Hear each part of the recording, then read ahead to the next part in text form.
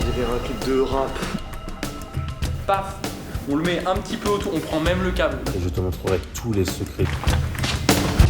Salut tout le monde, c'est Jogélin, j'espère que vous avez la pleine forme. Aujourd'hui, on va tester la très grosse nouveauté de ces nouveaux iPhones, notamment le mode cinématique, un mode portrait revu par Apple, beaucoup plus poussé que les autres marques. Et justement, ça intrigue toute l'équipe parce que comme vous le savez, une bonne partie sont quand même passionnés vidéo. Et l'objectif, c'est de voir comment ça fonctionne, quelles sont les limites, est-ce que ça fonctionne bien. Et justement, on va faire un petit court-métrage dans la vidéo en espérant que ce nouveau téléphone va bien faire son travail. Si c'est nul, c'est à cause de lui. Donc maintenant qu'on rentre dans l'application appareil photo, juste à côté de vidéo, on a cinématique avec en haut à droite la possibilité de modifier automatiquement la profondeur de champ. J'avoue que là déjà il détecte Lucas hyper facilement. Comme vous pouvez le voir, il y a un cadre qui entoure la tête de Lucas. Et là, si cette fois-ci on a plusieurs personnes, là du coup on a monsieur Jérémy et monsieur Achille, on voit qu'il a détecté le visage de Jérémy mais également celui de Achille. Et par contre la différence c'est qu'il y en a un, il est en jaune et l'autre pas du tout. Tout simplement parce que le téléphone a décidé de faire sa mise au point automatique sur Jérémy, mais si j'appuie sur la tête d'Achille, et bim, la mise au point se fait automatiquement dessus. Petit exemple, voilà, on a monsieur Jérémy, j'appuie sur la tête d'Achille, hop là, la mise au point change et du coup Achille est mieux mise en avant.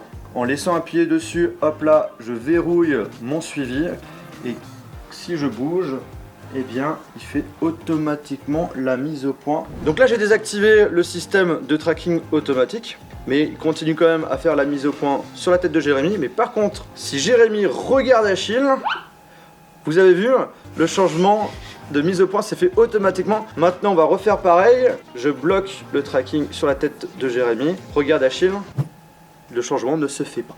Si tu fais la mise au point sur moi, Ouais. qui détecte quand même la tête de Jérém, genre regarde Johan, que là tu forces la mise au point sur moi et que moi je tourne la tête, est-ce qu'il va passer sur Jérém? Je te force le tracking. Si là je tourne la tête, Ouais, ça continue sur toi. ça continue sur moi. Ouais. Et si tu l'enlèves de le forcer et qu'il reste sur moi, tu vois, Ouais. là il reste sur moi. Ouais, il reste. Du coup là si je tourne la tête, il passe sur Jérém ou pas? Pas automatiquement là. En tout cas, le système de changement se fait pas forcément tout le temps. Tout dépend, je pense, de la personne qui est le plus proche de toi. Bouge ta tête Et du coup, vers Jérémy. attends, est-ce que là il le fait pas? Ah là c'est bon. Ah là c'est bon. Là c'est bon, tu vois. C'est pas uniquement quand on regarde l'autre personne. du Non. coup. Ok. Non. Voilà, là ça marche super bien. Donc là, quand j'appuie sur modifier. Donc là, il me propose vos deux visages. Tout en dessous de notre timeline, on voit différents points. Et ces différents points, c'est différents changements de mise au point. Et en fait, tu as la possibilité de les modifier. Au lieu que ça passe du visage de Jérémy, j'ai envie que ça passe sur le visage d'Achille. Donc là, j'ai juste à sélectionner ton visage et le changement se fait automatiquement. Et ce qui est cool, c'est que même si par exemple là, un truc tout con, tu vois la machine à popcorn, t'as envie finalement de faire la mise au point dessus. T'appuies dessus et du coup, vous deux, vous êtes carrément flou. Genre par exemple, j'ai envie de refaire une mise au point sur ta tête à toi, mais que j'ai envie d'annuler cette mise au point. J'appuie sur le petit point en bas et sur l'icône poubelle et la mise au point sur ta tête a complètement disparu. Ça marche super bien en tout cas. Ouais. Sympa. Et en haut à gauche, tu as encore la possibilité à chaque fois de... Soit c'est beaucoup plus flou, ou soit beaucoup plus fermé. Et ça, tu peux le faire vraiment pendant et après le tournage. Alors franchement, ça marche super bien sur les humains. Maintenant, est-ce que ça fonctionne aussi avec les objets? C'est ce qu'on va voir. Genre là, il n'y a que Lucas qui a été détecté. Là, j'ai envie qu'il détecte l'appareil photo ou la boîte. Ça ne se fait pas. Je vais devoir appuyer dessus. Quand j'appuie dessus, on a le même cadre qu'on avait justement, c'est comme si on était un humain. Et si je rappuie dessus, hop là, on a le tracking et donc du coup la mise au point va se faire à chaque fois automatiquement même si je bouge. Et là par exemple j'ai envie de passer de l'appareil photo à la boîte d'iPhone. Encore une fois on est vraiment obligé d'appuyer dessus et ça fonctionne plutôt bien. Je rappuie dessus pour faire un tracking. Faire toujours la mise au point sur le produit. C'est vraiment pas mal. Alors un autre truc que je viens de remarquer, c'est qu'on a la possibilité de zoomer sur l'image. Donc ça c'est vraiment malin. Si tu as envie de faire une petite mise au point dans un lieu bien précis, tu peux justement le faire. Là genre par exemple j'ai demandé qu'il me fait plus la mise au point dans l'endroit où il y a le torchon vert. Et si je laisse appuyer dessus, bim, tout au long de la vidéo, tant qu'on passe pas à une autre mise au point, et bien la mise au point se fera à chaque fois sur le torchon. Et là, bim, on passe à la caméra. Mais si par exemple, hop là, je sélectionne le petit point où j'avais fait la mise au point sur la caméra et j'appuie sur l'icône supprimer, voilà, ça fera toujours la mise au point sur le torchon tant que j'ai pas ajouté une nouvelle mise au point à un moment donné. Genre là par exemple, je lui demande de refaire la mise au point sur l'appareil, hop là ça a rajouté un point et quand je lance du coup ma vidéo, juste quelques secondes avant, bim, mise au point sur le torchon et après mise au point sur l'appareil. Parfait, c'est plutôt complet. Après c'est vrai qu'avec les objets, c'est pas forcément le plus pratique. Avec les visages, c'est facilement détectable. Il sera nécessaire à chaque fois d'appuyer sur l'écran et de sélectionner l'objet de votre choix. Alors que si c'est des humains qu'on filme, eh bien la détection se fait automatiquement et vous avez juste à sélectionner le visage où vous souhaitez faire telle mise au point. Voilà donc en gros comment fonctionne le mode cinématique. Pour information, le seul problème, je trouve, c'est le fait qu'on peut que filmer maximum en Full HD. Vu qu'on adore filmer en 4K, on filme chez nous tout en 4K, ben ça nous saoule un petit peu, on va pas se mentir. Bon, maintenant c'est parti pour faire le petit court-métrage. Avant de vous montrer comment c'est finalisé, on va vous montrer quand même le backstage et voir justement avec l'équipe ce qu'on en pense également, cette fois-ci dans une situation réelle.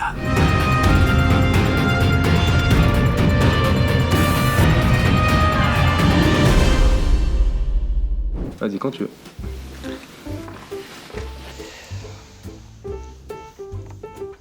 Fais que d'ouvrir ton ordinateur. J'ai pas besoin du moment où tu rentres dans le champ. Est-ce qu'on peut juste le refaire? Regarde ce qu'il me faisait là à l'écran. Là, je voulais genre faire le focus sur Johan et puis sur le Mac. Mais sur le Mac, je pouvais pas du tout faire la mise au point. En fait, il le faisait vraiment sur Johan, quoi. Il obligeait en fait la mise au point sur Johan. Mais si normalement tu peux le lock en restant appuyé. Tu veux essayer? Donc là normalement t'es sur moi. Ouais. Là paf et appuie longtemps. Alors ça le lock, mais en fait ça traque pas. Ça le traque pas. Je vais aller un peu plus vite sur mon plan. Et je vais essayer en fait d'enlever Johan de mon cadre. Maintenant, je fais juste un autre plan où il y a marqué numéro privé. Là, du coup, tu fais oui, allô. Maxime va te parler. Il va te dire en fait 2 phrases. Il va dire 2 phrases. 2 phrases. 2 phrases.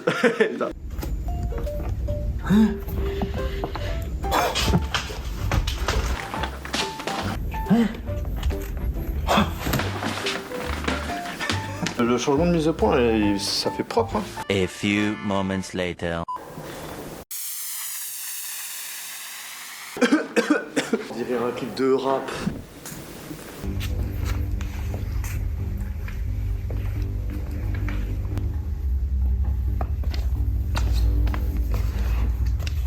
Je dois me mettre où? Je dois faire quoi? En fait, Johan, il va lire le mot, il va faire bouh. Tu sais, en mode il comprend pas. Et toi, tu seras juste là en mode. Arrête. Oh. Tu le traques sur son visage. Putain, ça rend trop bien, Max. Hein. Regarde-le là. Je bouge ma tête comme ça. Est-ce ça fait la mise au point? Facile. Mais ça fait la mise au point en fait sur vous deux. Sois un peu plus reculé, Maxime. Et vas-y, tourne la tête juste pour voir, Johan, sur Maxime. Ouais, ça fait la mise au point sur Maxime. Alors, ton expérience à Hollywood, Max? Je me sens là, le prochain Spider-Man, bien évidemment. Et Max, tu pourrais te parler comme Morpheus? Oui, bah, en genre mode- neutral. Ça Ouais, ouais, voilà. Le plan il commence là. Tu t'assois. Ah, je l'ai merveille. Ok, t'assois. Ça va être très compliqué. Non, mais si tu mets pas. Attends, mais moi aussi je me suis raté. Je vais attendre. Si tu mets pas du tout. Juste pour envoyer un mail. Hein. Bah, c'est pas mal, hein. Johan. Si je devais venir ici, c'est pour une très très bonne raison. Attends. Si c'est pour une demande de partenariat, t'aurais pu juste m'envoyer un mail. Hein. Ouah, ça foire. Avec la fumée, le Mais peut-être mon x3. intonation Max en vrai. Ah ouais. Tu vois ce que je veux dire? Genre Une note. c'est sympa mais genre vraiment en mode Morpheus tu vois. C'est pour quelque chose de bien plus spécial que ça. Ça aurait été sympa de faire l'inverse avec Max. En fait d'avoir exactement le même Ouais. plan entre guillemets à l'inverse. Sauf que là du coup on voit Il est en mode, Max en mode tadadam, tadadam, tu vois. Ah, ok, en vrai, on peut le faire. Hein. Alors, il me fait un truc un peu chelou, mais je pense parce que ça manque un peu de lumière. Il me fait en fait une sorte de glow un peu au-dessus de la main, comme si en fait. Je pense que c'est soit la fumée, soit que en vrai c'est un peu comme tu sais, les artefacts qu'on a en photo. Ouais, Que là ils sont encore pires Ok, parce que sur du coup le- c'est de la vidéo tu vois. Sur les contours et Donc tout. je pense qu'ils préfèrent en fait c'est lisser pour pas qu'on voit trop la démarcation plutôt que faire l'inverse. Choisis la pilule bleue. Tu sors le bleu et ensuite tu dis choisis la pilule rouge et t'avances le téléphone. J'essaie de le faire une fois et si je bloque, je te le dis. Vas-y. Puis on voit. Est-ce qu'on peut juste le faire au ralenti pour voir le plan à quoi il ressemble? Ouais, comme ça. Et puis le suivant, vas-y, fais voir avec le rouge. Faudrait revenir sur son visage. Ouais. C'est ça, revenir sur son visage. Passer au rouge. Et après passer au rouge, ouais. Ouais. En fait, faut vraiment que je verrouille. Ouais, faut vraiment Bon, verrouiller. ça va comme ça, là, tu t'en sors bien. C'est pas mal, hein. C'est cool avec la fumée. Ouais, ça fait vraiment un changement naturel quand même. Tu la mets vraiment au milieu. Cherche pas à la zigzaguer, tu mets vraiment vers le milieu, je pense. Bonjour, je m'appelle Morpheus. J'ai un master en économie. Joanne, tu t'assois en fait du côté à droite.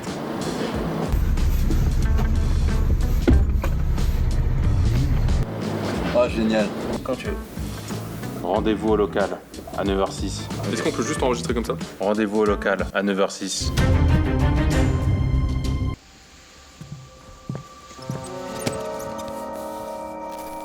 On va regarder une petite vidéo là sur la chaîne de Jojo.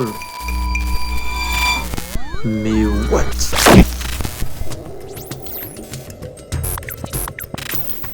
Décroche. Comment ça décroche?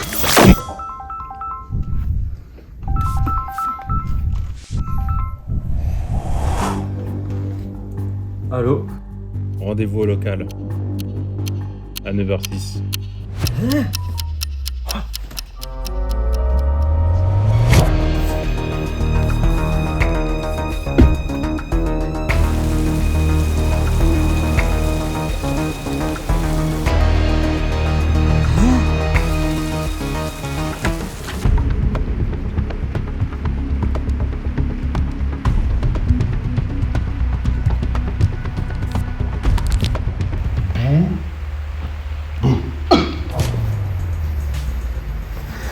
Joanne, si je te fais venir ici, c'est pour une très très bonne raison. Attends. Si c'est pour une demande de partenariat, tu aurais pu juste m'envoyer un mail. Mais non, Joanne, c'est pour quelque chose de bien plus spécial que ça. Ok, je peux avoir plus d'informations s'il vous plaît? Choisis la pilule bleue. Tu pourras continuer à faire des vidéos avec ton équipe sans aucun problème. Je t'arrête tout de suite, hein, c'est un iPhone. Choisis la pilule bleue. Ok, comme tu veux. Choisis la pilule rouge. Et je te montrerai tous les secrets du YouTube Game.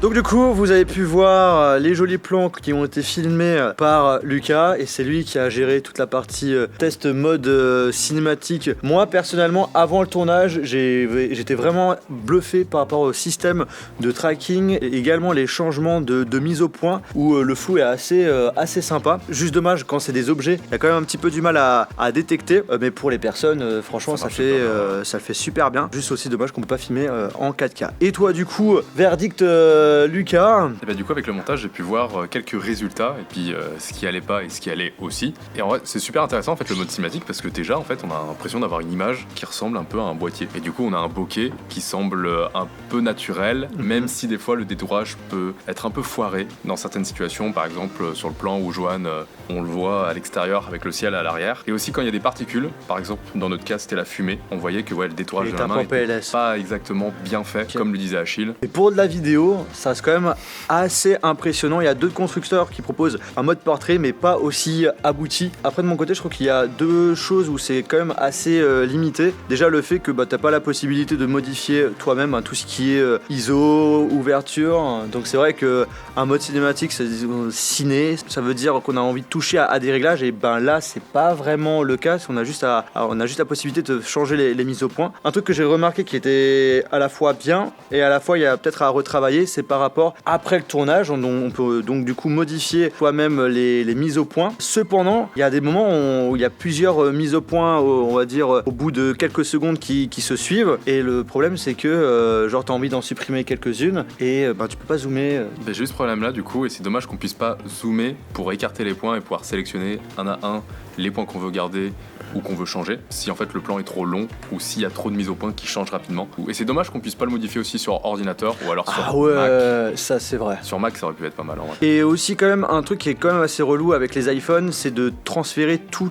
les fichiers sur un ordinateur, notamment sur Windows. Pas du tout pratique. On était obligé de mettre tous nos fichiers sur Google Drive et de pouvoir les récupérer pour éviter d'avoir des messages d'erreur. Sinon finalement globalement satisfait. J'ai pu voir du coup ce qu'a réalisé Lucas et avec un smartphone c'est quand même assez impressionnant. Il y a des choses à améliorer mais pour un début c'est plutôt pas mal. Bravo Apple. Franchement un mode cinématique avec du ProRes et du 4K 60, ça pourrait être super cool. Ah. Dans le futur, dans le futur. Et là limite, là on aura besoin de 2 Tera. Les 1 Tera suffiront pas. Bref, on est à la fin de cette vidéo qui était spécialement dédiée au mode cinématique, la grosse nouveauté de ces nouveaux iPhones. J'espère vraiment que ça vous a plu. C'est quand on explose les pouces en l'air. Merci à toute l'équipe qui était derrière. Et merci à Lucas de cette jolie réalisation. Et sur ce, on se retrouve dans une prochaine vidéo. Salut! À plus.